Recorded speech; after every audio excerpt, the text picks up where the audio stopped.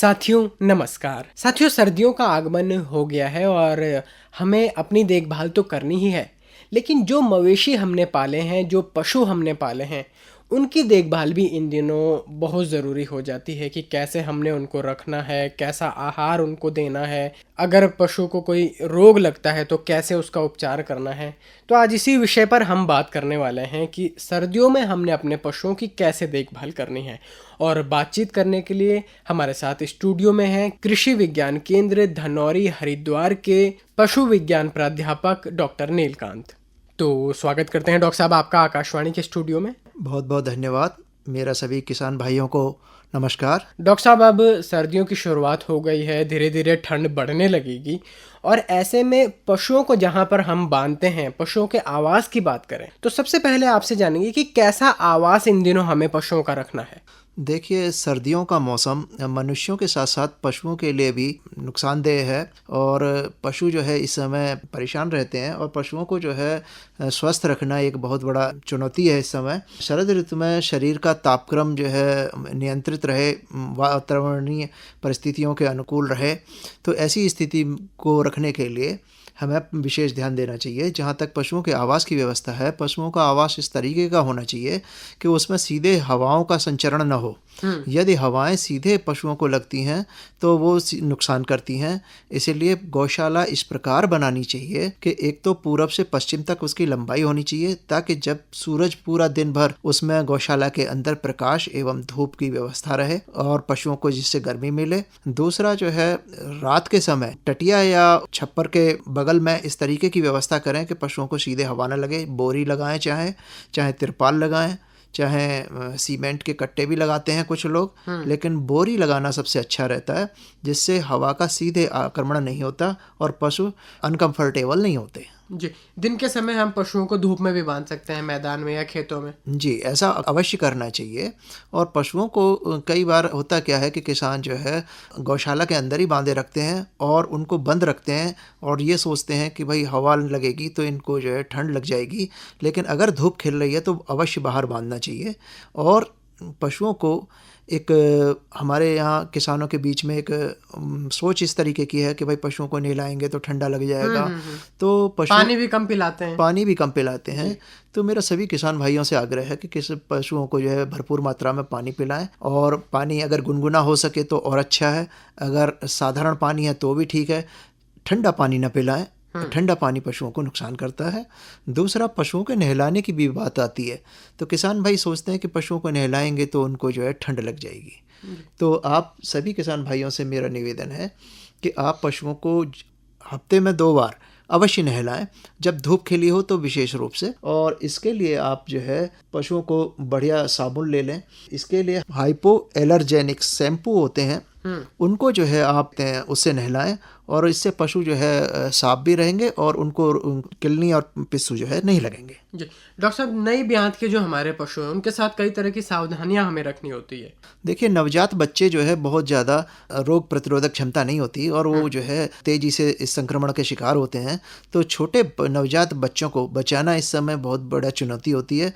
तो छोटे बच्चों को गौशाला में इस तरीके से रखें कि एक तो उनके नीचे बिछावन बहुत मोटी हो, चाहे पुआल की हो चाहे भूसे की बिछावन बिछाएं, और सूखे पत्ते भी ले सकते हैं। दूसरा जो है, उनको बोरी रात में जो है बांध के रखें उनके ऊपर।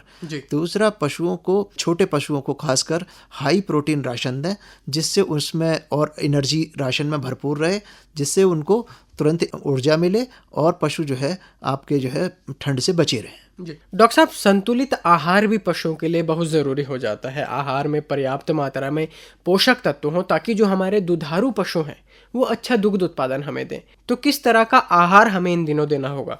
देखिए, इस शरद ऋतु में पशु बड़े चाव से खाते हैं और उनको इंडाइजेशन जैसी प्रॉब्लम साधारणतया नहीं होती।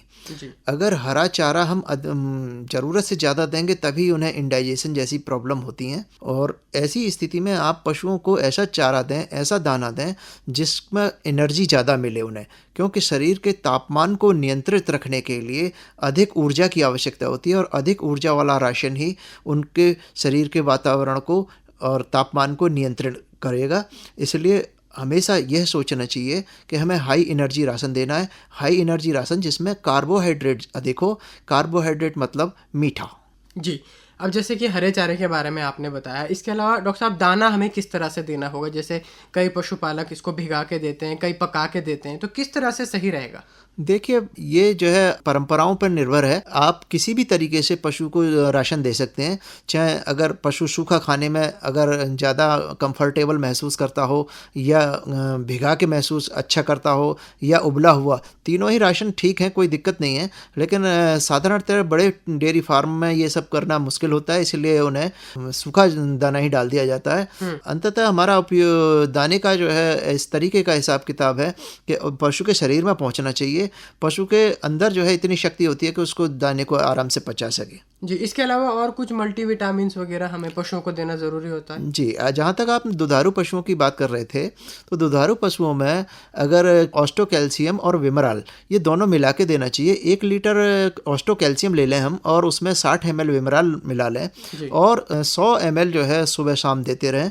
तो ये पशुओं के दूध के स्तर को भी बनाए रखेगा और दूध उत्पादन में बढ़ोतरी भी करेगा।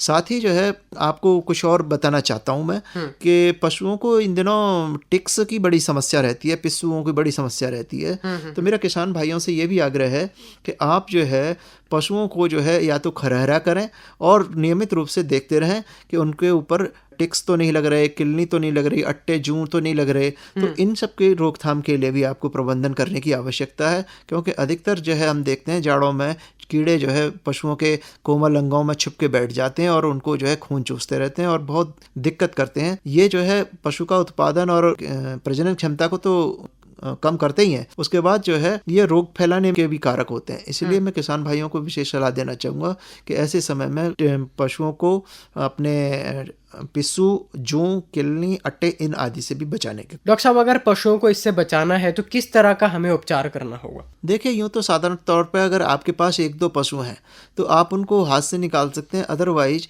एक दवा आती है, साइपरमेथ्रिन बोलते हैं उसको। तो साइपरमेथ्रिन को जो है 2 ml पर लीटर के हिसाब से पानी में मिलाकर और उसको जो है अच्छी तरह मिला लें। दूधिया रंग का पानी हो जाएगा। और इन जो शरीर के बाहर के ये कीड़े पिस्सू हैं, इनके लिए ये दवा रामबाण दवा है, और आप इस दवा का घोल बना लें एक बाल्टी में, और उससे पहले पशु को साफ स्वच्छ पानी पिला लें, ताकि वो दवा जब लगे उसके शरीर पर तो उसे चाटे नहीं। अपने हाथ में भी किसान भाई प्रोटेक्शन रखें। अगर दस्ताना मिल जाए प्लास्टिक का या रबर का तो ठीक है, और नहीं मिलता है तो अपने हाथ में आप मोम जामा भी बांध सकते हैं। और उस क्या है कि ये जहर है और इसे बच्चों की पहुंच से दूर रखें।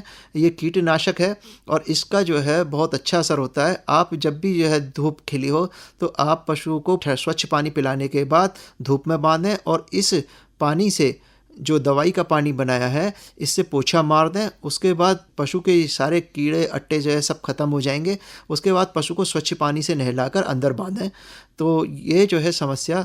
दूसरा उपाय ये है कि आइवरमेक्टिन नामक इंजेक्शन आता है। आप पशु चिकित्सक की सलाह से आइवरमेक्टिन के इंजेक्शन लगवा सकते हैं बड़े और छोटे पशुओं को, और उनके पशु चिकित्सालय से आप अपने नज़दीकी पशु चिकित्सालय से आप संपर्क करें इसके लिए। जी डॉक्टर साहब, सर्दियों में और किस तरह के रोग लगने की संभावना पशुओं में रहती है? सर्दियों में अगर हम देखिए, अधिकतर देखा गया है कि जानवर पतला गोबर करते हैं। उसका कारण यह है कि हम अधिकता में बरसीम, जई या हरा चारा खिला देते हैं। इसीलिए इस तरीके की समस्या आती हैं। किसान भाइयों से हम अनुरोध करते हैं कि पशुओं को अधिक हरा चारा न खिलाएं और कम से कम 60-40 का रेशियो रखें, और भूसा जो है 60 रखें और 40 जो है % जो है उसमें ग्रीन रखें। तो उससे पशु का जो है स्वास्थ्य बढ़िया रहेगा, उसका पाचन बढ़िया रहेगा, और उसको उत्पादन में भी असर नहीं आएगा। और इसके जो ठंड से जो देखा जाता है प्रायः कि जब ये पतला गोबर करते हैं तो गाँवों में, देहातों में एक परंपरा है, और उसके हमने बहुत अच्छे रिजल्ट देखे हैं कि वो जो है पहाड़ी क्षेत्रों में मंडुए की रोटी दे देते हैं और मैदानी क्षेत्रों में बाजरे की रोटी पशु को खिलाते हैं बना के। तो ये एक बहुत अच्छा है। और इसमें जो है किसान भाई करते क्या हैं कि उसके बीच में पहाड़ों में जैसे बेथू बोलते हैं, मैदानों में बथुआ बोलते हैं, गेहूं के साथ ये होता है, और इसको पीस के इसका गोला बनाना है। 2 रोटी मोटी मोटी बना के उसके बीच में ये आधा किलो का 500 ग्राम का एक गोला बना लें बथुए का। तो उससे कहते हैं पीस के खिलाएंगे तो उससे बहुत जल्दी उनके पाचन में सुधार होगा और उन्हें ठंड लगने की ये समस्या से निजात मिलेगी। जी, तो डॉक्टर साहब अंत में क्या संदेश आप हमारे पशुपालक साथियों तक पहुंचाना चाहिए? पशुपालक भाइयों, ये बहुत ही अच्छा जो है विषय है। आज जो है कहते हैं हमारे यहाँ दूध उत्पादन बहुत तेज़ी से बढ़ रहा है। हमें स्वच्छ दूध उत्पादन की बात करनी चाहिए इस समय। और आजकल हम देसी गायों के और नेचुरल फार्मिंग की बात करते हैं, तो देसी गायों का महत्व समझना चाहिए और इनको अधिक से अधिक संख्या में पालें और अपने पशुओं की देखभाल उचित तरीके से करें, खासकर सर्दियों के मौसम में। तो डॉक्टर साहब आज आप हमारे स्टूडियो में आए और बहुत ही महत्वपूर्ण जानकारी आपने हमारे पशुपालक साथियों तक पहुंचाई कि किस तरह से हमें पशुओं की देखभाल करनी है, कैसा उनका आहार हो, उनका आवास हो, ताकि जो हमारे पशु हैं वो स्वस्थ रहें, तंदुरुस्त रहें। स्टूडियोज़ में आने के लिए आपका बहुत बहुत आभार। धन्यवाद। धन्यवाद।